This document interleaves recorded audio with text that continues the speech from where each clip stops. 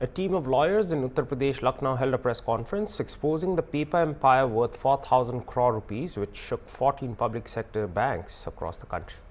Advocates Vivek Rai, Sajid Singh, and Harjit Singh during the conference made a sensational revelation that Rajesh Bothra and the Frost Group looted the bank's treasures using forged documents without any real business. They also alleged that the money was sent abroad and laundered back through flats in Dubai and 36 other shell companies, and raised serious questions over the silence of the ED and the sluggish investigation by the CBI. It may be also noted that the CBI Special Court in Lucknow has outrightly rejected the bail petitions of the main accused, Rajesh Bothra. से एक PIL file किया गया था जिसमें मेरे बड़े भाई Sajit Singh ji argue किए थे, मैं ब्रीफ कर रहा था। और उस मामले में ऑनरेबल हाई कोर्ट ने कॉग्निजेंस लेते हुए सीबीआई को डायरेक्ट किया कि जो चार्जशीट्स ऑलरेडी फाइल हो चुकी हैं राजेश बोथरा की इन मिस अप्रोप्रिएशन ऑफ फंड्स के रिस्पेक्ट में, उसमें कार्रवाई क्यों नहीं आगे बढ़ रही है। इस पे सीरियस नोट लेते हुए ऑनरेबल हाई कोर्ट के द्वारा सीबीआई को डायरेक्ट किया गया था कि अक्यूज्ड को प्रोड्यूस कराया जाए वहाँ पे और in accordance with law trial proceed हो।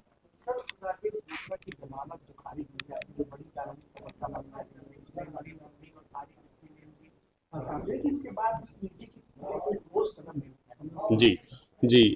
ये प्रकरण जब हम लोगों ने पीआईएल किया था और उसके बाद से सीबीआई को ऑनरेबल हाई कोर्ट ने डायरेक्ट किया था, उसके बाद से सीबीआई सक्रिय हो गई थी और इनको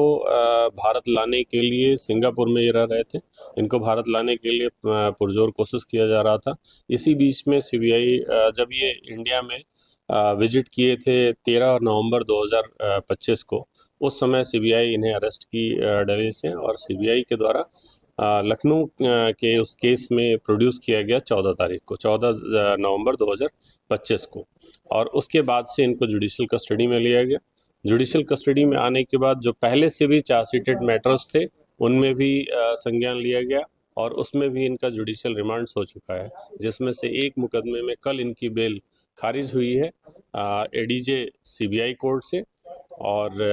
अभी ये जेल में ही रहना होगा कुछ दिनों तक इनको। ईडी का इन्वॉल्वमेंट हम लोग इसलिए चाहते हैं क्योंकि ये जो पब्लिक सेक्टर के बैंकों से इन्होंने लोन लेकर के और उसका मिसयूज कर रहे थे, उस प्रोसीड ऑफ क्राइम मनी को रिकवर करने के लिए ईडी को इन्वेस्टिगेट किया जाना आवश्यक है और ईडी के द्वारा ये पैसे तभी वापस लाए जा सकते हैं जिससे कि हमारे देश का ग्रोथ हो। और हम टैक्स पेयर का पैसा है और टैक्स पेयर्स का पैसा मिसयूज करके कोई अपने लिए यूज किया जा रहा है किसी के द्वारा और उस पर कोई ठोस कार्रवाई नहीं हो पा रही है। इसलिए हम लोग चाहते हैं कि ईडी इसमें कार्रवाई करे और ईडी के द्वारा ये पैसे रिकवर करके और नेशन के डेवलपमेंट के लिए यूज किया। ये मामला आप लोगों के सामने कब और कैसे आया? 2024 में ये मामला एक पब्लिक स्पिरिटेड पर्सन्स के द्वारा जब हम लोगों को बताया गया कि इस तरह से नेशनलाइज्ड बैंक से पैसे लेकर के और जमा नहीं हो रहा है, तब हम लोगों ने ये रिप्रेजेंटेशंस देने शुरू किए थे। और जब ये लंबी लड़ाई चली, लगभग 1 साल तक हम लोग रिप्रेजेंटेशंस अथॉरिटीज़ को दिए, पीआईएल्स फाइल हुआ, पीआईएल्स में सेवरल ऑर्डर्स हुए, तब जाके ये जुडिशियल कस्टडी